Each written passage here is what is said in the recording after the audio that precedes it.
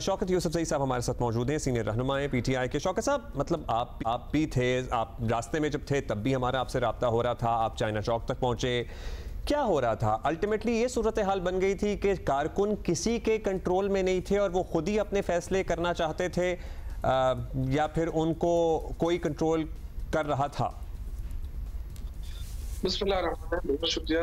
देखिए, ऐसी बात नहीं थी, चूंकि डी चौक एक फेमस नाम बन गया था और सबको कहा गया कि हम इस्लामाबाद जाएंगे डी चौक। तो डी चौक बेसिकली जो पार्टी का फैसला था वो डी चौक का नहीं था, बिल्कुल जो चाइना चौक पे हमने कहा कि इससे आगे नहीं जाएंगे। लेकिन चूंकि वर्कर भाग रहे थे उधर, तेजी से वहां चले गए, हो सकता है वो रात को वापस भी बुला लिए जाते। लेकिन जो हुकूमत से गफलत हुई है, हुकूमत ने पहले जब वहां पहुंचे तो आप देखें फुटेजेस में नजर आता है, वहां जो रेंजर्स खड़े थे उन्होंने बाकायदा सलाम किया, एक दूसरे से हाथ मिलाया, वो उतर के चले गए।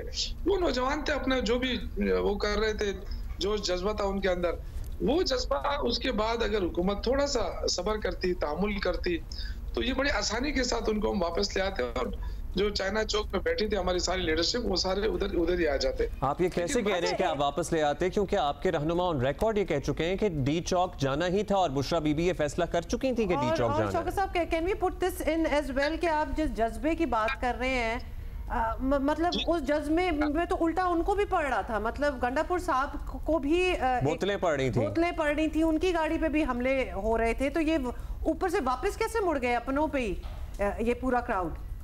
डी चौक कोई नो गो एरिया नहीं था, इससे पहले भी बड़े जलसे हुए हैं, वहां पे धरने हुए हैं।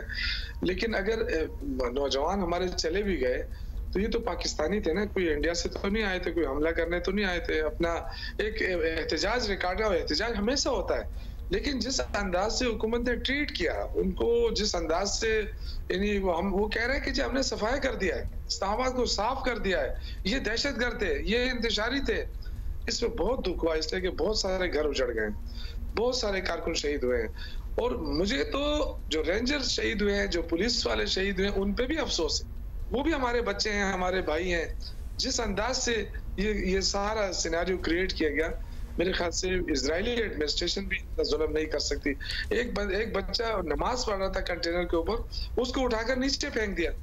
ये बंदा तो नजर आ रहा है ना, इसके खिलाफ एक्शन नहीं हो सकता है। ये किसके कहने पे ये कर रहे थे?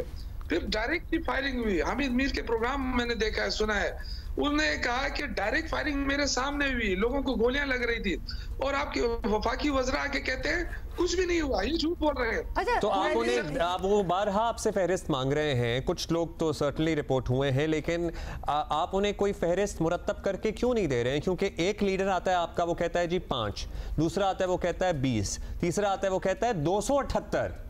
मतलब ये अपना ही, ये लिटरली ये बात बड़ी सीरियस है, ये मजाक बन के रह गई है। इसमें बात सुने सर, ये देखें, ये पूरे पाकिस्तान से लोग आए थे, इसमें 4, 5, 6 दिन लग सकते हैं। वो लोग घरों को नहीं पहुंचते क्योंकि हमारी इत्तला के मुताबिक डेड बॉडीज को हटा दिया गया है और अस्पतालों पे बाकायदा कंट्रोल किया गया कि जी आपने नहीं बताना अपनी रिपोर्ट में कि किसी को गोली लगी है।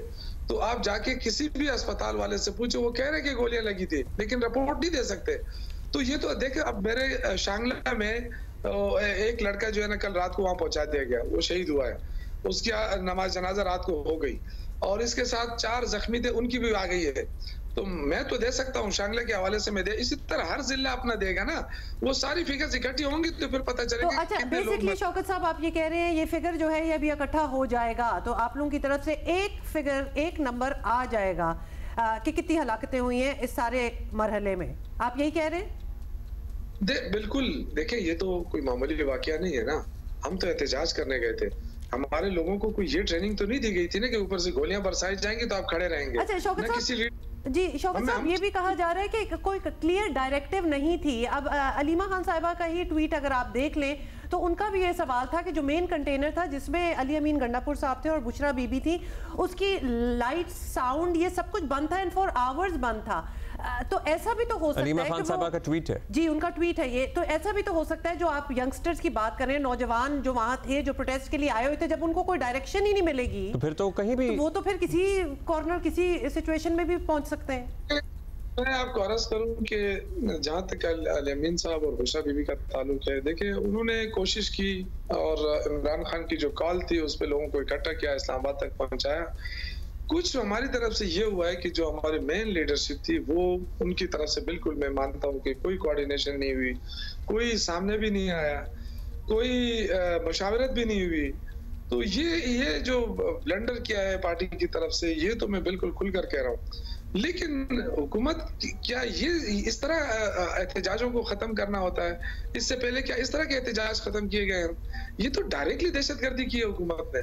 तो मेरे ख्याल से जो जुल्म किया हुकूमत ने, उसकी तो कंडेमनेशन होनी है। उस पे तो हम हुकूमत से सर्टनली जवाब लेंगे। शौकत साहब, अभी आपके मामलात की बात करें, ये क्लियरली कहा जा रहा था बैरिस्टर सैफ और दीगर लोगों की तरफ से कि हम चाहते हैं कि हम संजानी जाएं, बस हम नहीं मना पा रहे बुशरा बीबी साहिबा को, हम नहीं मना पा रहे बुशरा बीबी साहिबा को।